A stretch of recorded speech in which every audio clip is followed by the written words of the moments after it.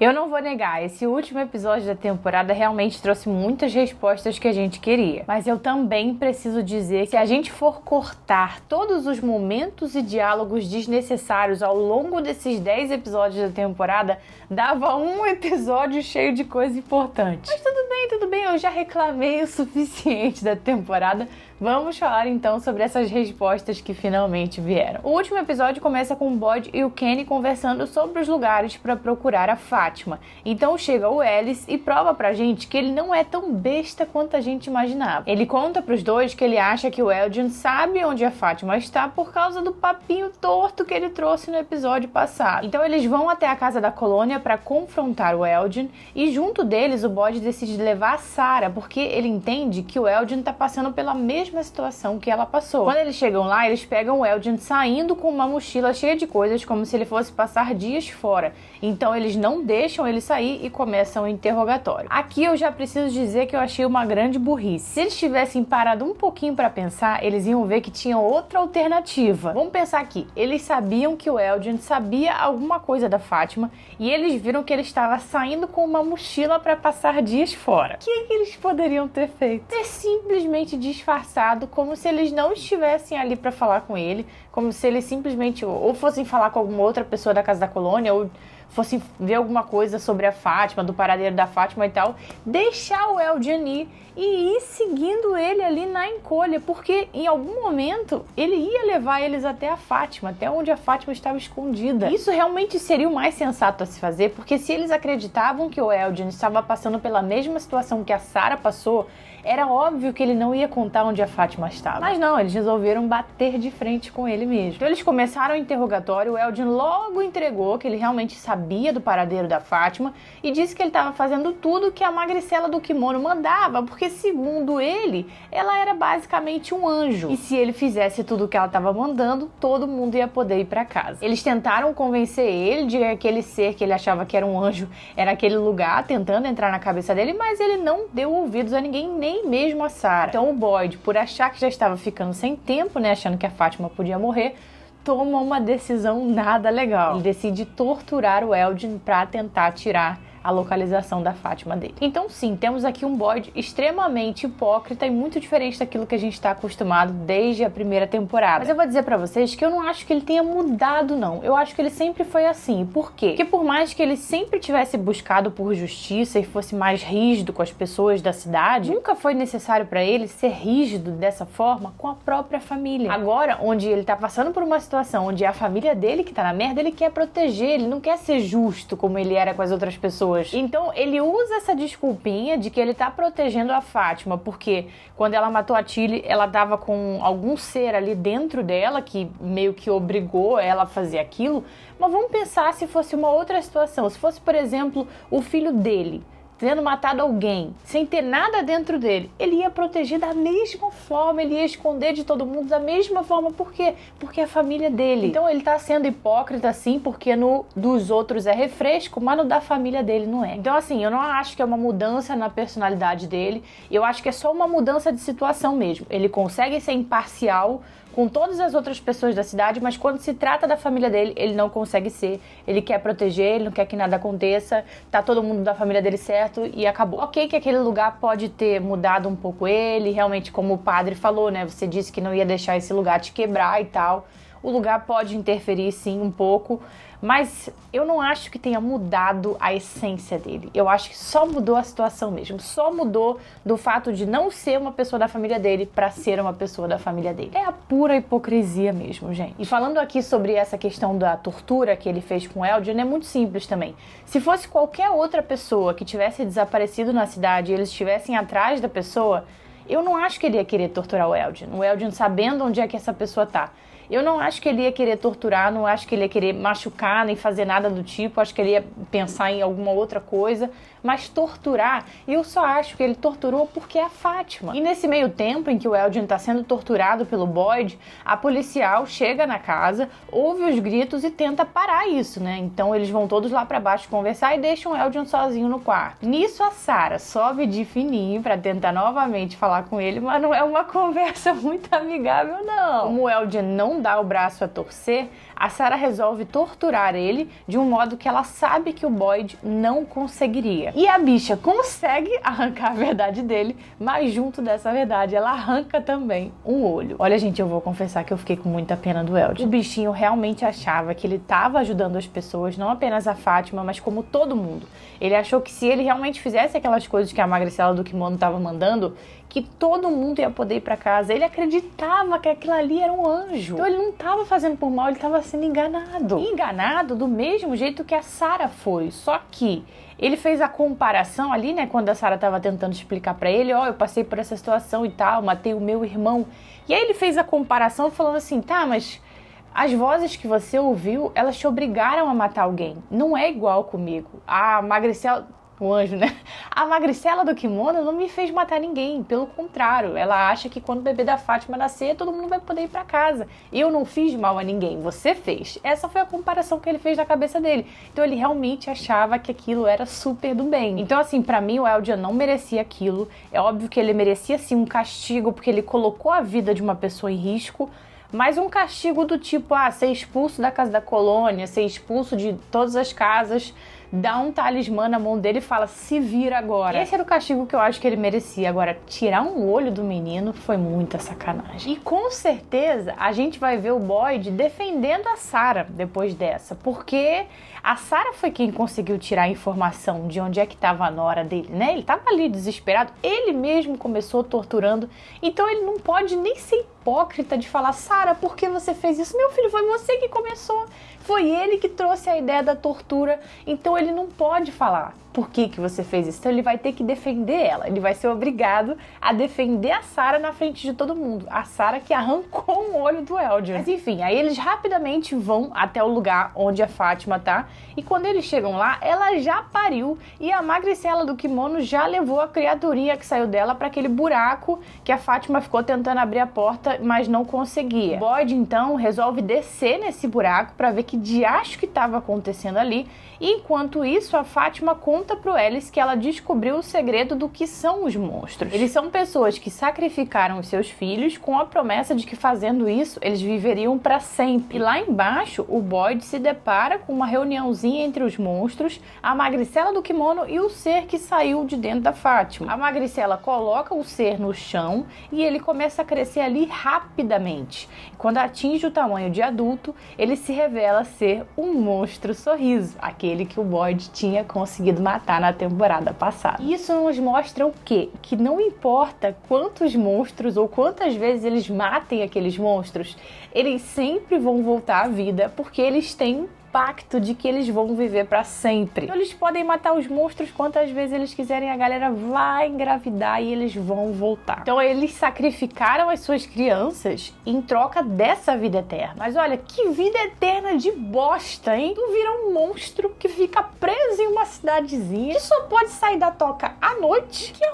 única coisa que faz é caçar humano. Sério mesmo que a galera sacrificou os filhos pra ter isso? Acho que eles não devem ter lido muito bem os termos desse contrato aí, do pacto que eles fizeram, não, porque não é possível, gente. E se eles soubessem de verdade como é que seria essa tal vida eterna deles, eu duvido que eles teriam feito esse pacto. Ou tem muita coisa aí que a gente ainda não sabe, porque até o momento esse pacto, para essa vida eterna que eles ganharam, não faz sentido nenhum. Então eu acredito que tem muita coisa ainda pra gente descobrir. Ou eles realmente foram enganados também pela entidade com a qual eles fizeram um pacto. Pode ser isso. Se eles foram enganados, já faz muito mais sentido. Enquanto o Eldian estava lá sendo torturado, a Tabitha, o Jim e o Jade estavam procurando por respostas. Eles voltam lá para aquele caminhão do Victor e durante uma conversa falando sobre os números que ficam nas garrafas da árvore mágica, o Jim dá uma ideia que logo o Jade vê que dá super certo. O Jade fala que ele já tentou de tudo com esses 12 números que ficam lá dentro das garrafas. E aí o Jim fala, mas peraí, não existem 12 notas na escala musical? E se esses números forem notas? E se esses números forem uma música? Então o Jim e a Tabitha vão pro bar para tentar decifrar essas notas musicais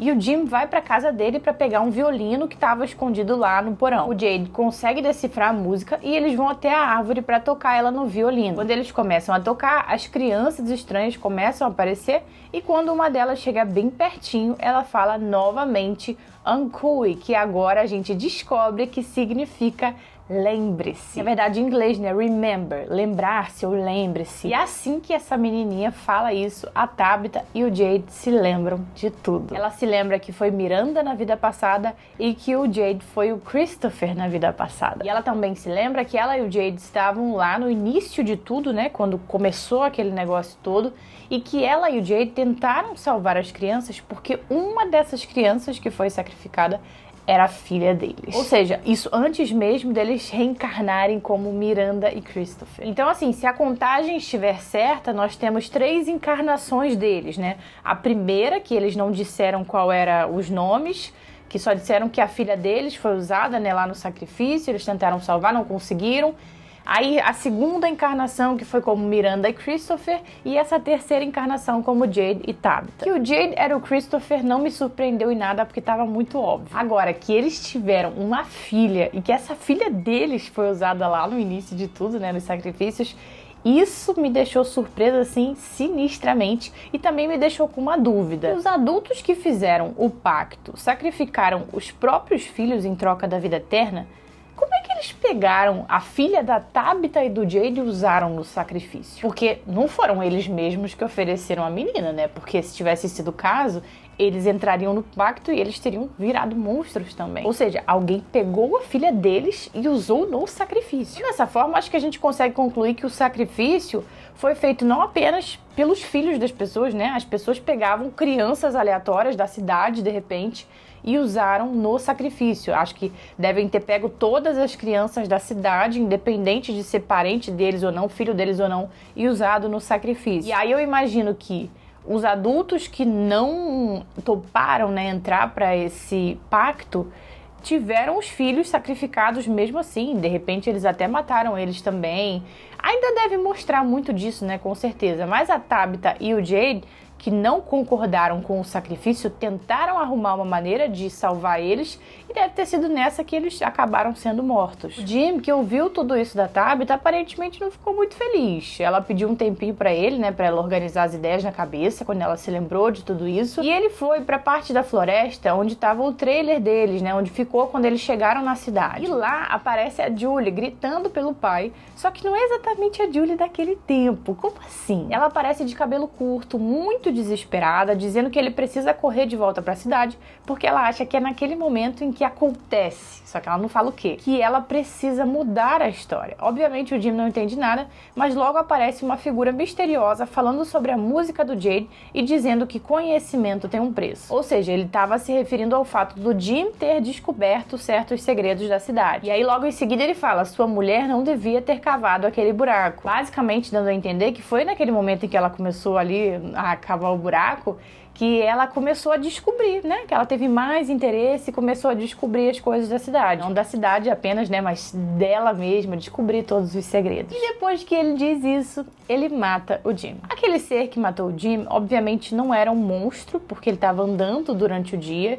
Ele tinha o olho preto e ele era bem diferente, assim, dos monstros. Lembrava só um pouquinho, mas até a forma de atacar dele não era muito igual. E pra mim, quem é aquele? Eu acho que aquele ali é o bichão que controla toda a cidade. E muito provavelmente, além disso, ele também pode ser a entidade com a qual aquela galera fez o pacto da vida eterna. Esse é o meu chute. Eu acho que aquela dali é a tal entidade que transformou a cidade naquilo. Agora falando da Julie. Que Julie era aquela dali, então? Pra mim tá muito claro que aquela Julie ali veio do futuro, e eu não falo apenas por causa do cabelo curto. O cabelo curto foi só uma maneira que a série usou pra fazer a gente entender que aquela não era a Julie daquele tempo. Antes disso tudo acontecer, a Julie conversa com Ethan e conta tudo pra ele sobre a experiência dela nas ruínas. Então ele diz pra ela que ela é uma story walker, que é uma pessoa que consegue visitar capítulos da história que já foram escritos. Ela logo se empolga então, achando que ela vai poder voltar no tempo e mudar várias coisas, como por exemplo impedir a morte da Tian Chen, mas ele logo corta as asinhas dela dizendo que ela consegue visitar os capítulos, mas não consegue mudá-los. E só essa conversa deles dois já mostra pra gente que a Julie, em algum momento no futuro,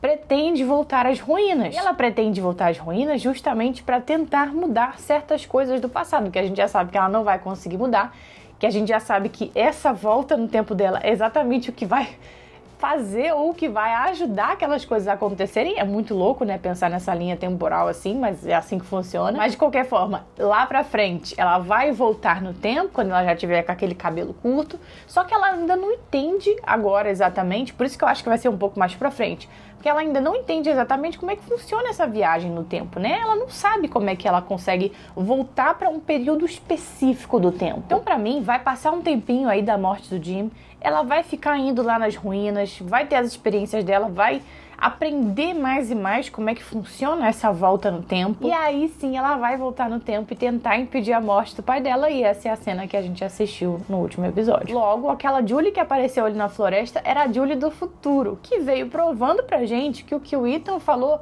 era verdade, que ela realmente não conseguia mudar o passado. Então a gente cai aqui numa outra possibilidade que eu tinha falado com vocês aqui no vídeo, que era de que eles precisariam voltar no tempo para impedir o sacrifício das crianças. Gente, isso já foi por água abaixo. Por quê? Se a pessoa consegue voltar no tempo, mas não consegue mudar nada, eles não vão conseguir impedir o sacrifício das crianças. Então a resposta está em outro lugar, né? A resposta é aquele quebra-cabeça da cidade, de como é que eles vão fazer as coisas voltarem ao normal, como é que eles conseguem sair da cidade, como é que eles conseguem salvar as crianças. Não é sobre voltar no tempo e impedir o sacrifício, porque ninguém consegue voltar no tempo e mudar o que foi escrito. Ou seja, agora, ao invés de o foco ser voltar no tempo para tentar impedir o sacrifício das crianças, eles vão ter que focar em talvez voltar no tempo e pegar dicas, entender como é que começou tudo, pegar mais detalhes, né, de como é que começou aquilo tudo ali, porque a gente sabe que tem alguma coisa ali no início que é importante para que eles resolvam aquilo tudo, porque isso foi falado ali pelo Victor, né, 2 episódios atrás, ou 1, se não me engano. As respostas para o fim estavam no começo, não foi essa a frase que ele usou? Então, são as respostas, mas não necessariamente que eles vão voltar e impedir o sacrifício, porque aquilo já foi feito, aquilo já está escrito na história.